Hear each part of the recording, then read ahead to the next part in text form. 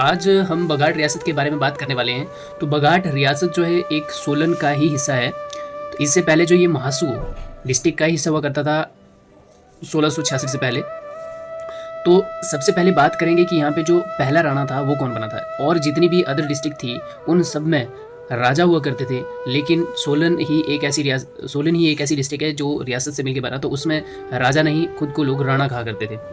तो सबसे पहले जो है यहाँ पे बसंत पाल आया। तो बसंत पाल को कभी हरिचंद पाल भी कहा जाता है। तो ये जो है बसंत पाल दक्कन के धनगिरी से आया हुआ था। तो इसने जिस नगर की स्थापना की, जिस स्थान पर रहने लगा, उसी का नाम बसंतपुर रखा, जो कि अभी अगर वहाँ जाए तो उसका नाम बासी है। तो इसी राजा का एक बेटा था वक्षपाल। तो उसने बांसल, चोलची और भरोली इन पर अधिकार कर लिया, और इन्हीं राणाओं का एक 16वीं पीढ़ी का एक राणा था इंद्रपाल, जिसने बसंतपुर का नाम बघाट रखा। उसके बाद जो यहाँ का राणा बना वो बना नारायण पाल। तो नारायण पाल कैसे इतना ही है क्योंकि ये अकबर का समकालीन था। और समकालीन का मैंने आपको पहले भी बोला है कि समकालीन वो होता है, जैसे बघाट रियासत का जो राणा था वो था नारायण पाल, और मुगलों का उस टाइम दिल्ली के सुल्तान का जो शासक था वो था अकबर। तो दोनों का जो टाइम पीरियड है अलग अलग जगह पे, वो दोनों का सेम है, तो इसीलिए समकालीन कहा जाता है। तो उसके बाद राणा रघुनाथ पाल आता है। तो राणा रघुनाथ पाल के टाइम में क्या होता है कि हिंदूर का जो राजा है वो होता है मानचंद, और जो उसका चाचा है वो होता है पद्मचंद। तो वो क्या करता है कि उस टाइम में कि जो गद्दी के लिए लोग हुआ करते थे एक दूसरे को मार देते थे, चाहे वो रिलेटिव में, चाहे बाप बेटे को मार देता था, बेटा बाप को मार देता था, चाचा ताई को मार देता था, चाचा अपने बेटे को मार देता था। तो वो क्या, जो मानचंद का चाचा था पद्मचंद, उसने धोखे से आकर के हिंदूर के राजा मानचंद को मार दिया। तो बिलासपुर का राजा देवीचंद उसको पनिश करने के लिए रघुनाथ पाल, जो कि बघाट का राणा हुआ करता था, उससे मदद मांगता है।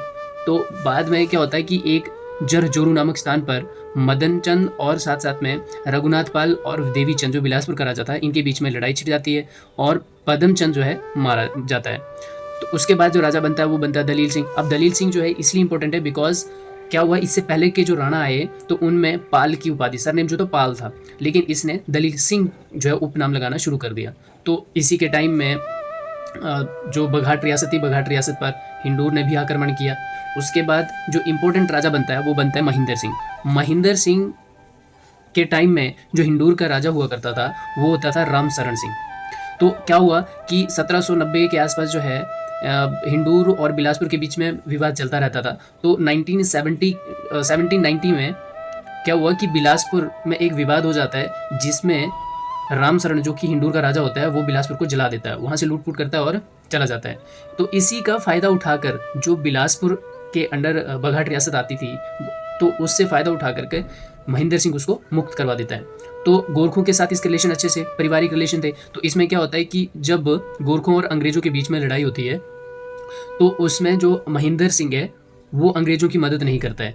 तो बाद में जो गोरखा लोग हैं वो गोरखा हार जाते हैं, अंग्रेज़ों से हार जाते हैं। तो उससे क्या हो जाता है कि जो 8 परगने होते हैं, 8 परगने मतलब 8 ऐसी जगहें होती थी जो कि अंग्रेज़ों के अधीन आ गई। तो अंग्रेज़ों ने क्या किया, उसमें से 5 तो अपने पास रखी, लेकिन 3 जो है महेंद्र सिंह को दे देते हैं 1815 ईस्वी में।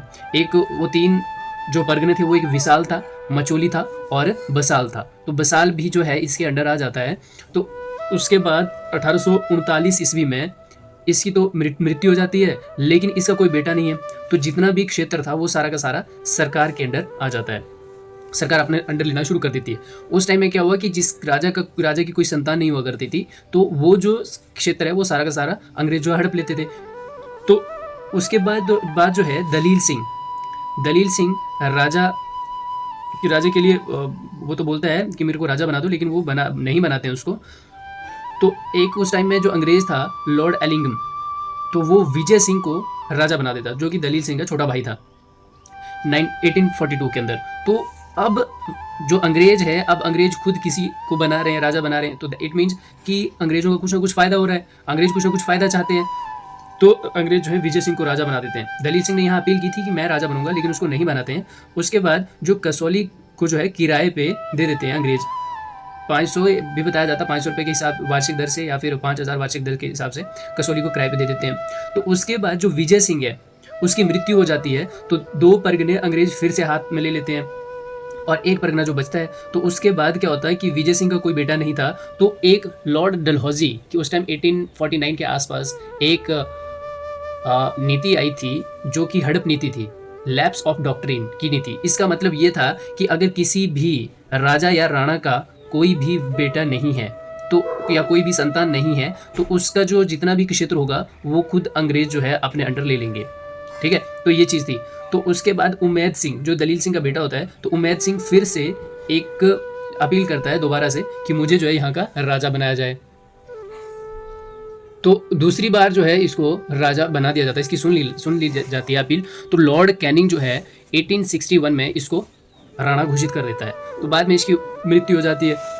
तो उसके बाद 1864 में उमैद सिंह जो कि दिलीप सिंह का बेटा होता है, तो उमैद सिंह के बेटे दिलीप सिंह को राणा बना दिया जाता है। तो उसमें क्या होता है कि उसके बाद की कंटेनमेंट के लिए जो अंग्रेज हैं 1856 में 500 रुपये के हिसाब से उसको किराए पे दे देते हैं। तो इसने जो है 1901 में कालका शिमला रोड लाइन के लिए जो ज़मीन थी वो भी दी। बाद में स्पार्टू और डगशाई में पानी के टैंक्स वगैरह उसके लिए भी इसने ज़मीन जो है दी थी। और सोलन और कसोली में जो कंटोनमेंट था उसके लिए ट्रांसफ़र थी उसका भी इसी ने किया था। तो बाद में जो है अंग्रेज जो है इस चीज़ को अगर इतना कुछ करने के लिए अंग्रेज जो है इसको KCIF की उपाधि दे देते हैं। तो 1911 में जब दिल्ली दरबार लगता है तो उसमें दिलीप सिंह पार्टिसिपेट करता है। तो इसकी जो शादियाँ थी ये इतना ज़्यादा इंपॉर्टेंट नहीं है, बस इतना याद रखना कि एक राजा था बघाट रियासत का, तो उसने उसकी जो अलग अलग राजकुमारियाँ थी, एक धामी सी थी, एक मांगल सी थी और एक सिरमौर सी थी। उसके बाद इंपॉर्टेंट राजा आता है वो था दुर्गा सिंह।